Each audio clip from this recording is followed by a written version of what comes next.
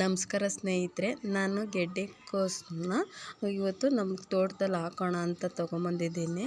ಈ ಸೀಡ್ಸ್ನ ನಾನು ಒಟ್ಲು ಬಿಟ್ಕೊಂಡಿದ್ದೆ ಆಲ್ರೆಡಿ ಮೊದಲೇ ನಿಮ್ಗೆ ತೋರಿಸೋಣ ಅಂತ ನಾನು ತೋರಿಸ್ತಾ ಇದ್ದೀನಿ. ಈ ಥರ ಇರುತ್ತೆ ಗೆಡ್ಡೆಕೋಸಿನ ಸೀಡ್ಸ್ ಅಂದ್ಬಿಟ್ಟು. ಯಾರೆಲ್ಲ ಈ ವಿಡಿಯೋ ನೋಡ್ತಾ ಇದ್ದೀರಾ ದಯವಿಟ್ಟು ಸಬ್ಸ್ಕ್ರೈಬ್ ಕೊಟ್ಟು ಒಂದು ಲೈಕ್ ಕೊಡಿ. ಬನ್ನಿ ವಿಡಿಯೋ ಸ್ಟಾರ್ಟ್ ಮಾಡೋಣ.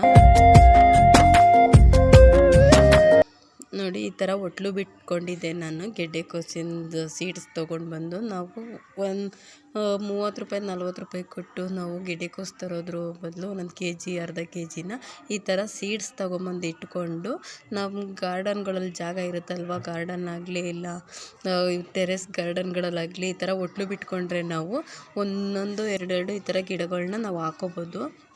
ನನಗೆ ಮನೆ ಹತ್ರ ಸ್ವಲ್ಪ ಜಾಗ ಇದೆ, ಅದಕ್ಕೋಸ್ಕರ ನಾನು ಒಟ್ಲು ಬಿಟ್ಕೊಂಡಿದ್ದೆ. ಅದನ್ನು ಇವಾಗ ಇಲ್ಲಿ ಕ್ಲೀನ್ ಮಾಡ್ಕೊಳ್ತೀನಿ. ಒಂದೊಂದು ಉಳ್ಳಿ ಗಿಡ ಹಾಕ್ಕೊಂಡಿದ್ದೆ.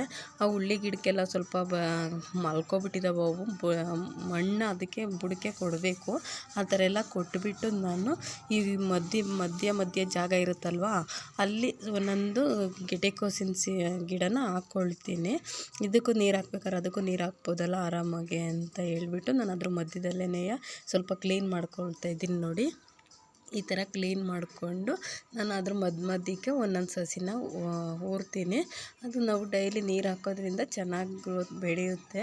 ಇದು ನಾನು ಯಾಕೆಂದರೆ ಜಾಸ್ತಿ ಹಾಕಿರೋದು ಯಾಕೆ ಅಂತ ಅಂದರೆ, ಒಂದೊಂದು ಸಸಿ ಇವಾಗ ಬೇಸಿಗೆ ಇರೋದ್ರಿಂದ ಒಂದೊಂದು ಸಸಿ ಹಾಗೆ ಒಣಗೋಗ್ಬಿಡ್ತವೆ, ಒಂದೊಂದು ಬರ್ತವೆ ಚೆನ್ನಾಗಿ.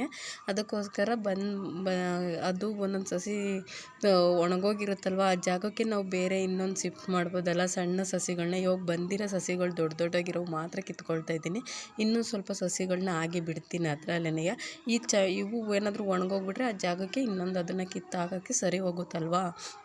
ಅದಕ್ಕೋಸ್ಕರ ನಾನು ಈ ಥರ ದೊಡ್ಡದಾಗಿ ಬಂದಿರೋ ಸಸಿಗಳನ್ನ ಮಾತ್ರ ಕಿತ್ಕೊಂಡು ಈಗ ಅದನ್ನು ನಾನು ಆ ಜಾಗಕ್ಕೆ ಹಾಕ್ತೀನಿ. ಒಂದೊಂದೇ ಹಾಕಬೇಕು, 2-3 ಹಾಕಿದ್ರೆ ಪಕ್ಕದಲ್ಲಿ ಅದು ಚೆನ್ನಾಗಿ ಬರೋದಿಲ್ಲ. ಅದಕ್ಕೆ ಗೆಡ್ಡೆಕೋಸು ಚೆನ್ನಾಗಿ ಹತ್ಕೊಳ್ಳಲ್ಲ. ಅದಕ್ಕೋಸ್ಕರ ನಾವು ಒಂದೊಂದೇ ಗಿಡನ ಇದನ್ನು ಹಾಕಬೇಕು. ನಾನು ಸ್ವಲ್ಪ ಹತ್ರವಾಗಿ ಹಾಕ್ತಾಯಿದ್ದೀನಿ. ನನಗೆ ಜಾಗ ಸ್ವಲ್ಪ ಕಮ್ಮಿ ಇರೋದ್ರಿಂದ ಸಸಿಗಳು ಜಾಸ್ತಿ ಇದೆ, ಎಲ್ಲದಕ್ಕೂ ಮೇಂಟೈನ್ ಮಾಡಬೇಕಲ್ಲ. ಅದಕ್ಕೋಸ್ಕರ ನಾನು ಒಂದೊಂದು ಒಣಗೋಗ್ಬಿಡ್ತಾವಲ್ಲ, ಬಂದಷ್ಟು ಬರಲಿ ಅಂದ್ಬಿಟ್ಟು ಈ ಥರ ಹಾಕ್ಕೊಳ್ತಾ ಇದ್ದೀನಿ. ನಿಮಗೇನಾದರೂ ಈ ಥರ ಸೀಡ್ಸ್ ತೊಗೊಂಬಂದು ಹಾಕೋಬೇಕು ಅನ್ನೋ ಯಾರಿಗಾರು ಐಡಿಯಾ ಇದ್ದರೆ ಈ ಥರ ತೊಗೊಂಬಂದು ಹಾಕ್ಕೊಳ್ಳಿ. ಗೆಡ್ಡೆಕೋಸನ್ನ ನಾವು ದುಡ್ಡು ಕೊಟ್ಟು ತೊಗೊಂಬರೋದ್ರ ಬದಲು ಈ ಥರ ಹಾಕ್ಕೊಂಡ್ರೆ ಬೆಸ್ಟು, ನನ್ನ ಐಡಿಯಾ ಇದು. ಅದಕ್ಕೆ ನಾನು ಈ ಥರ ಹಾಕ್ಕೊಳ್ತಾ ಇದ್ದೀನಿ ಗೆಡ್ಡೆಕೋಸನ್ನ. ಈ ಬೇಸಿಗೆ ಟೈಮಲ್ಲಿ ಸ್ವಲ್ಪ ಗೆಡ್ಡೆಕೋಸು, ಕ್ಯಾರೆಟು ಈ ಥರ ಮನೆಗಳಲ್ಲೇ ಬೆಳೆದು ನಾವು ತಿನ್ನೋದ್ರಿಂದ ನಾವು ಆರೋಗ್ಯವಾಗಿರ್ತೀವಿ. ಜಾಸ್ತಿ ಸೊಪ್ಪು ತರಕಾರಿ ತಿನ್ನೋ ಕಾರಣಕ್ಕೆ ನಾನು ಮನೆ ಹತ್ರನೇ ಈ ಥರ ಎಲ್ಲ ಬೆಳ್ಕೊಳ್ತಾ ಇದ್ದೀನಿ. ಅದನ್ನು ನಿಮ್ಗೆ ಇವತ್ತಿನ ವೀಡಿಯೋದಲ್ಲಿ ತೋರಿಸ್ಬೇಕು ಅಂದ್ಕೊಂಡೆ, ಅದಕ್ಕೆ ತೋರಿಸ್ತಾ ಇದ್ದೀನಿ. ನೋಡಿ, ಈ ಥರ ಎಲ್ಲ ನಾನು ಹಾಕ್ಕೊಂಡಿದ್ದೀನಿ. ನೋಡಿ, ಒಂದೊಂದು ಮಧ್ಯ ಕನಕಾಂಬರ ಗಿಡಗಳಿದ್ದಾವೆ, ಅಲ್ಲಿ ಉಳ್ಳಿ ಗಿಡ ಹಾಕಿದ್ದೀನಿ. ಅದ್ರ ಮಧ್ಯಕ್ಕೂ ಒಂದೊಂದು ಇದನ್ನು ಗೆಡ್ಡೆಕೋಸನ್ನ ಹಾಕೋತಾ ಇದ್ದೀನಿ. ನಾನು ಪೈಪ್ ಹಿಡಿತಿಲ್ಲ ಇವಾಗ ನೀರು ಹಾಕೋದಕ್ಕೆ, ಅವು ಸಸಿಗಳು ಮಲ್ಕೊಬಿಡ್ತವೆ ಪೈಪ್ ಏನಾರು ಹಾಕಿದ್ರೆ. ಅದಕ್ಕೆ ನಾನು ಒಂದೊಂದೇ ಬುಡಕ್ಕೆ ಇದರಲ್ಲಿ ನಾನು ಜಗ್ಗಲ್ಲಿ ನೀರು ಹಾಕ್ಕೊಳ್ತೀನಿ. ನಾಳೆಯಿಂದ ಪೈಪ್ ಹಿಡಿತೀನಿ, ಆವಾಗ ಅದು ಚೆನ್ನಾಗಿ ಕೂತ್ಕೊಳ್ಳುತ್ತೆ. ಮಣ್ಣು ಚೆನ್ನಾಗಿ ಕೂತ್ಕೊಂಡಾಗ ಗಿಡಗಳು ಚೆನ್ನಾಗಿ ಬರ್ತವೆ. ಅದಕ್ಕೆ ನಾನು ಈ ಜಗ್ಗಲ್ಲೇ ನಾನು ನೀರನ್ನ ಹಾಕ್ಕೊಳ್ತಾ ಇದ್ದೀನಿ. ನೋಡಿ, ಈ ಥರ ಅದು ಗಿಡ ಬೆಳಗ್ಗೆ ಸಂಜೆ 2 ಟೈಮು ಹಾಕಬೇಕು ನೀರು. ಅದು ಬೇಸಿಗೆ ಇರೋದ್ರಿಂದ ಬೇಗ ಒಣಗೋಗ್ಬಿಡ್ತವೆ. ಬೆಳಗ್ಗೆ ಸಾಯಂಕಾಲ ನಾವು ಅವಾಗವಾಗ ನೀರು ಗಿಡನ ಒಣಗಿಸ್ದಂಗೆ ನಾವು ಡೈಲಿ ನೀರು ಈ ಥರ ಹಾಕ್ಕೊಳ್ತಾ ಇದ್ದರೆ ನಮ್ಗೆ ಈಗ ಸಮ್ಮರ್ ಸೀಸನಲ್ಲಿ ಈ ಥರ ತರಕಾರಿನ ಕೊಂಡೋ ಅವಶ್ಯಕತೆ ಇರೋದಿಲ್ಲ.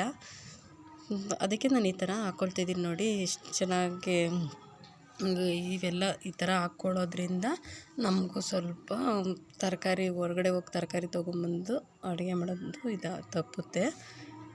ನೋಡಿ, ಈ ಥರ ನಾನು ಹಾಕ್ಕೊಳ್ತಾ ಇದ್ದೀನಿ ಮನೆ ಹತ್ರನೇ. ನೀವು ಈ ಥರ ಟ್ರೈ ಮಾಡಿ, ದುಡ್ಡು ಕೊಟ್ಟು ತರೋದ್ರ ಬದಲು ಇದು ಬೆಸ್ಟ್ ಅಲ್ವಾ. ನೋಡಿ, ಈ ಥರ ಹಾಕ್ಕೊಂಡಿದ್ದೀನಿ. ನಾನು ಮೊದಲೇ ಒಂದು ಸಲ ಇನ್ನೊಂದು ಸ್ವಲ್ಪ ಗಿಡಗಳನ್ನ ಹಾಕ್ಕೊಂಡಿದ್ದೆ, ಒಂದು ಸ್ವಲ್ಪ ನೋಡೋಣ ಅಂತ ಅಂದ್ಬಿಟ್ಟು. ಅವು ನೋಡಿ ಇವಾಗ ಈ ಥರ ಬಂದಿದ್ದಾವೆ. ಬೆಳಗ್ಗೆ ಸಾಯಂಕಾಲ 2 ಟೈಮು ನೀರು ಹಾಕ್ಕೊಂಡು ನಾವು ಮೇಂಟೈನ್ ಮಾಡೋದ್ರ ಮೇಲೆ ಅದು ಸೀಡ್ಸು ಇದು ಗಿಡ ಚೆನ್ನಾಗಿ ಬರ್ತವೆ ಗೆಡ್ಡೆಕೋಸು. ನಾನು ವೀಡಿಯೋನ ಮುಗಿಸ್ತಾ ಇದ್ದೀನಿ. ಧನ್ಯವಾದಗಳು.